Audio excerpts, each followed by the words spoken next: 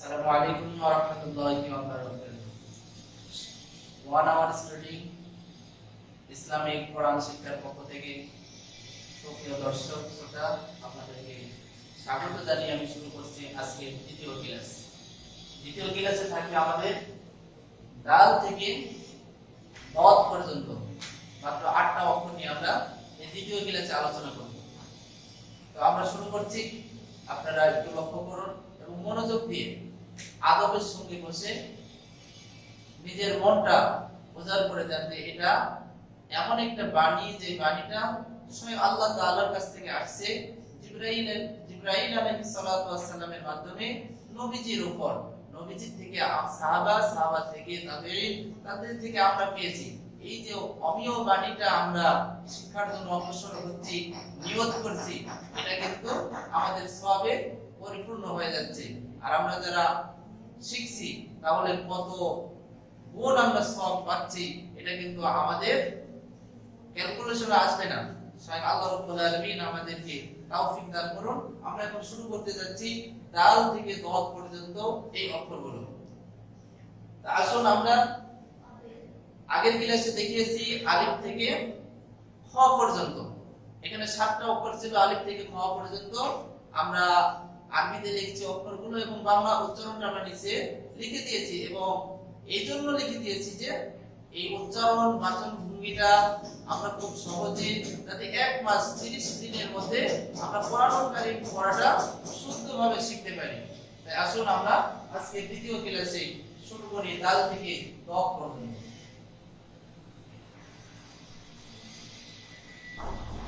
আমি যে অক্ষরটাকে লিখলাম এটার নাম হলো দাল। দাল আমি বললে হয়তো আমার আওয়াজটা আপনি ক্লিয়ার না বুঝতে পারেন, এজন্য আমি বাংলাতে উচ্চারণ করে দিচ্ছি। সেটা হচ্ছে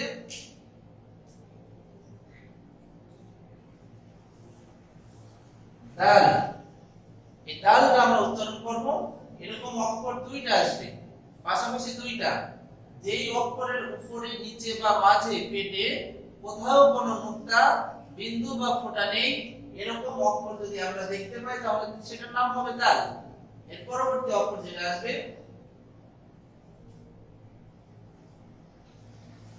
একই রকম অক্ষর কিন্তু এর উপরে একটা নুক্তা বা ফোঁটা আছে, এই ফোঁটাটা থাকার কারণে এই অক্ষরটার নামও পরিবর্তন হয়ে যাবে। যেরকম এর ফোঁটা নেই এইজন্য এটা দাল হয়েছে, আর এইটার উপরে একটা ফোঁটা বা বিন্দু থাকার কারণে এটার নাম পরিবর্তন হয়ে যাবে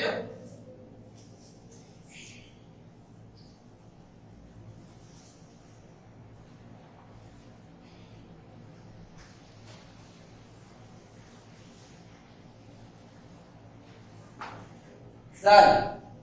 এটার নাম জাল। আমি আগে বলছি প্রথম ক্লাসে যে আমরা জিহ্বা বের করা এরকম 3টা অক্ষর পাবো।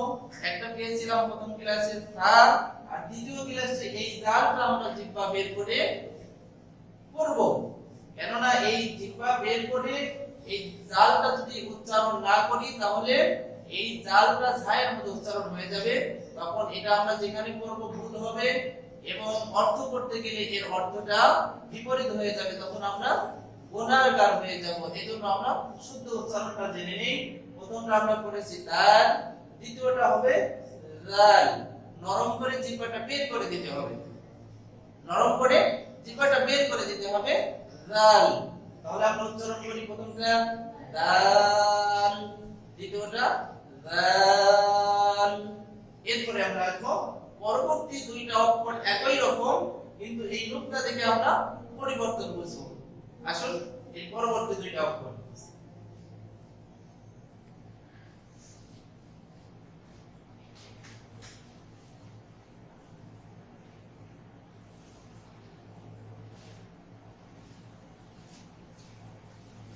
দুইটাই একই রকম অক্ষর। এটাকে আরেকভাবে লেখা যায়, এভাবেও লেখা যায়, তবে আমরা এটাতে আমরা সবচেয়ে বেশি পাবো। এরকম আমি আপনাকে লিখে দেখাচ্ছি।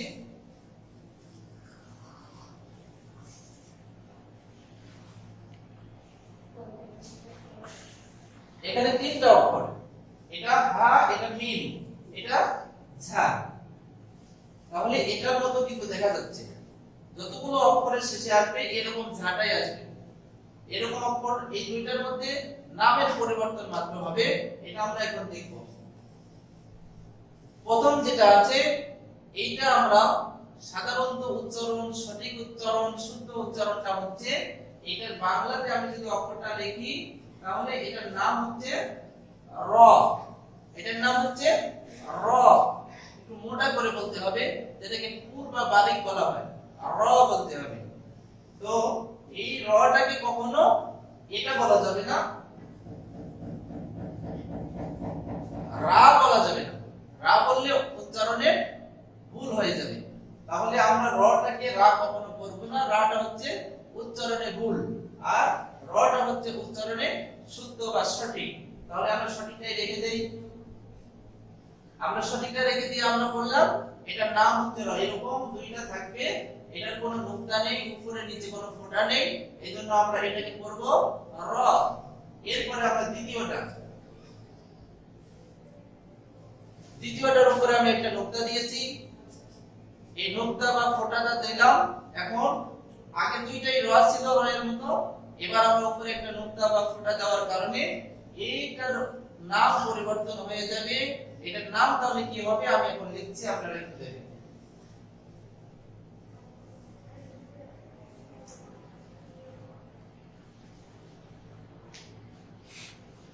এটার নাম হবে ঝা।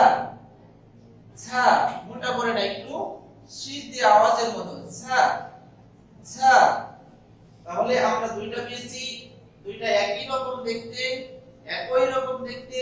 এই প্রথমটার নাম এবং তার চেহারা দেখে আমরা বুঝতে পারবো যেটা উপরে নিচে কোথাও নুক্তা বা ফোঁটা বিন্দু নেই। এটার নাম হলো র, শুধুমাত্র একটা অক্ষর যার আকার ওকার কিছু নেই। আর দ্বিতীয়টার উপরে একটা নুক্তা আছে, এই নুক্তাটা থাকার কারণে এর উচ্চারণ বা নামটা পরিবর্তন হয়ে গিয়েছে, এটার নাম হচ্ছে ঝা। তাহলে আমরা একই রকম অক্ষর থেকে আমরা দুইটা নাম পেলাম। একটা নুক্তা নেই এজন্য সেটা পেয়েছি র, আর দ্বিতীয়টা নুক্তা আছে এজন্য এটাকে নাম পেয়েছি, এটার নাম হলো ঝা। এর পরবর্তী আমরা আসবো।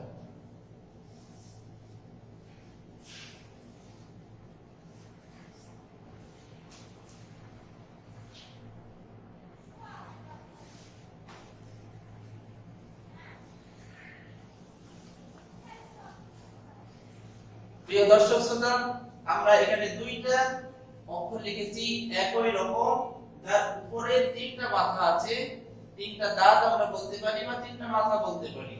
এই তিনটা দাঁত বা মাথা যখন আমরা একই ভাবে একটা বর্ণ আরেকটা বর্ণের সাথে আসবে পাশাপাশি যৌগিক বর্ণ, যেটাকে আরবিতে বলা হয় মুরাক্কাব, মুরাক্কাব আকারে আসলে কেমন হবে সেটা আমি আপনাকে দেখিয়ে দিব। এখন এই দুইটা পাশাপাশি বর্ণ, এটাকে আমরা বলতে পারি একই রকম দুইটা বর্ণ, কিন্তু এর নাম আলাদা আলাদা হয়ে যাবে তার নুক্তা উপরে নিচে থাকার কারণে। তবে এটা আমরা লিখতে পারি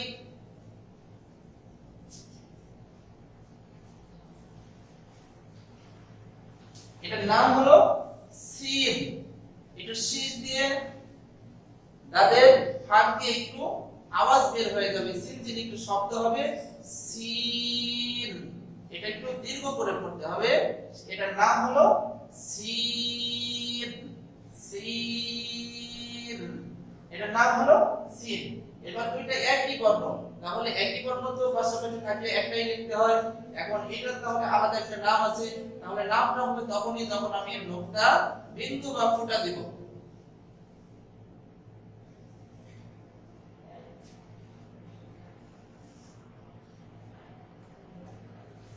বন্ধুরা, আমি আগেই বলেছি যে প্রথমে এই দুইটা অক্ষরের চেনার উপায় হলো এইটা যে এর তিনটা দাঁত বা তিনটা মাথা আছে।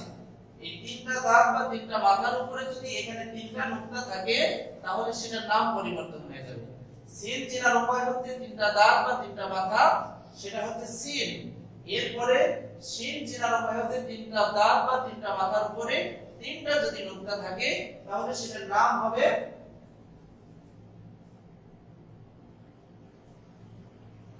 শিন। সেটাকে আমরা বলবো শিন। এই শিনটা একটু দীর্ঘ করে লম্বা করে টানতে হবে, মাত করে করতে হবে শিন। এবং এটা উচ্চারণ করার সময় মুখটা ভরে আওয়াজটা হবে এবং মুখের ভিতরে যেন আওয়াজটা ভরে যায়। শিন শিন শিন। প্রিয় দর্শক শ্রোতা, আমরা এবারে দুইটা একসঙ্গে উচ্চারণ করব, একটার পর একটা। আপনারা একটু সুন্দর করে মনোযোগ দেন আমার দিকে। সেটা হলো, আমরা প্রথমটার নাম এখানে লিখছি, সেটা হলো সিন। এরপরে দ্বিতীয়টার নাম হলো শিন। আপনারা ইচ্ছা করলে আমার সঙ্গে উচ্চারণ করতে পারেন। আমি আবার বলছি, সেটা প্রথমটা দেখেন, আমার আঙ্গুলের দিকে তাকিয়ে আমার আওয়াজটা আপনারা একটু শুনুন এবং আমার সাথে বলার চেষ্টা করুন। সেটা হলো সিন। দ্বিতীয়টা হলো শিন। বন্ধুরা, আমি আবার উচ্চারণ করছি, আপনারা আমার সঙ্গে উচ্চারণ করুন এবং আমার দিকে একটু লক্ষ্য করুন। তাহলে উচ্চারণের আওয়াজটা যেমন আপনার কর্ণগোচর হবে, আমার দিকে তাকালে আপনার এটা আরো উচ্চারণটা সুন্দরে সহযোগিতা করবে। তা আমি এখন বলছি এটাকে, যেটার তিনটা মাথা আছে, উপরে নুক্তা নেই, উপরে নুক্তা নেই, এটার নাম হলো সিন। একটু দীর্ঘ করে লম্বা করে করতে হবে। দ্বিতীয়টির নাম আমি বলেছি যে একই রকম অক্ষর, তিনটা মাথা বা তিনটা দাঁত, এই দাঁতের উপরে যদি আবার তিনটা নুক্তা থাকে তাহলে সেটার নাম পরিবর্তন হয়ে যাবে, সিন থেকে শিন হয়ে যাবে। তাহলে এটা আমি আরেকবার বলছি, সিন, এটার নাম শিন। তবে এবার আমরা দ্বিতীয় দুইটা আবার অক্ষরে চলে যাব।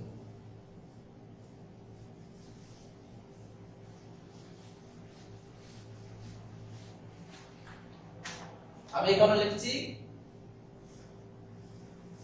দুইটা অক্ষর একই রকম অক্ষর হবে। আমি একই রকম অক্ষর দুইটা লিখছি, এরও পরিবর্তন হবে সেই সময় যখন এর উপরে নিচে বা কোথাও নিয়ম অনুযায়ী নুক্তা, ফুটা বা বিন্দু হবে, তখন তার উচ্চারণের বাচন ভঙ্গিটাও আলাদা হয়ে যাবে। তো আমার দিকে আপনারা লক্ষ্য করুন, প্রথমটা আমি লিখছি এর নুক্তা হবে না, এর নুক্তা হয় না, তাই আমরা নুক্তা দিব না। এখন এটার উচ্চারণটা আমরা দেখব। এটার উচ্চারণ হবে সাদ। এটার উচ্চারণ হচ্ছে সাদ। শেষে একটু কলকলা প্রতিধ্বনি সৃষ্টি হবে, সেটা হচ্ছে এই অক্ষরটা বলতে সেটা প্রতিধ্বনি সৃষ্টি হবে। সেটা আমরা আরবিতে লিখছি, এখানে স দর নিচে ব আমরা লিখছি, এখানে কিন্তু স আকার হবে না, কোনো কিছুই হবে না। তবে এটা যদি আপনারা মনে করেন যে বাংলাতে তো শুদ্ধ হলো না, আমি কিন্তু আগেই প্রথম ক্লাসে বলে দিয়েছি যে আমি শুধু আমার লক্ষ্য এবং উদ্দেশ্যটা হলো আপনাদেরকে আরবিটা সহি শুদ্ধভাবে উপস্থাপন করা, বাংলাটা মুখ্য বিষয় না। কিন্তু বাংলা ভাষাভাষী মানুষ আমরা যেহেতু, এই জন্য আমরা বাংলাটা লিখছি, এই কারণে যাতে খুব সহজে তাড়াতাড়ি আমরা 30 দিনে কোরআন শিক্ষা করতে পারি। তাহলে এইটা আমরা লিখলাম সদ। এই সদটা উচ্চারণ করে একটু দীর্ঘ করতে হবে, সদ সদ। এবার আমরা দ্বিতীয় অক্ষরের কাছে আসি, যে অক্ষরটার উপরে একটা ফোঁটা হবে, নুক্তা হবে। আমরা একটা নুক্তা দিয়েছি অক্ষরের উপরে, এই অক্ষরটা আর এই অক্ষরটার মধ্যে এখন পরিবর্তন হয়ে গেছে। আগে একই অক্ষর ছিল, কিন্তু এই নুক্তা দেওয়ার কারণে একটু পরিবর্তন হয়েছে। তবে নুক্তা দিয়েছি কিন্তু উপরে একটি নুক্তা দিয়েছি, সেটা হলো উপরে দিয়েছি। তবে এই নুক্তাটি দেওয়ার কারণে একই রকম অক্ষর থেকে পরিবর্তন হয়ে আলাদা নাম ধারণ করেছে, সেটার নাম আমি লিখছি নিচে।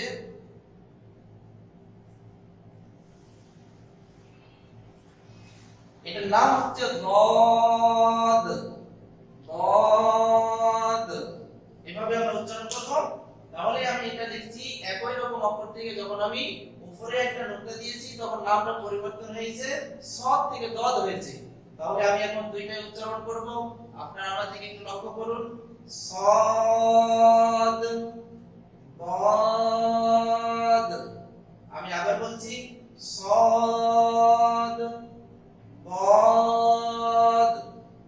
তাহলে প্রিয় দর্শক শ্রোতা, আমরা দ্বিতীয় ক্লাসে 8টি বর্ণ, লেটার বা তাফারুক যেটাই বলি না কেন, আমরা দ্বিতীয় ক্লাসে আজ এই পর্যন্তই। ভালো থাকবেন, সুস্থ থাকবেন, এবং যদি আমাদের উচ্চারণগত কোনোভাবে ত্রুটি আপনার কাছে হয়ে যায়, যদি বুঝতে অসুবিধা হয়, তাহলে আমাদের কমেন্ট বক্সে একটু লিখবেন।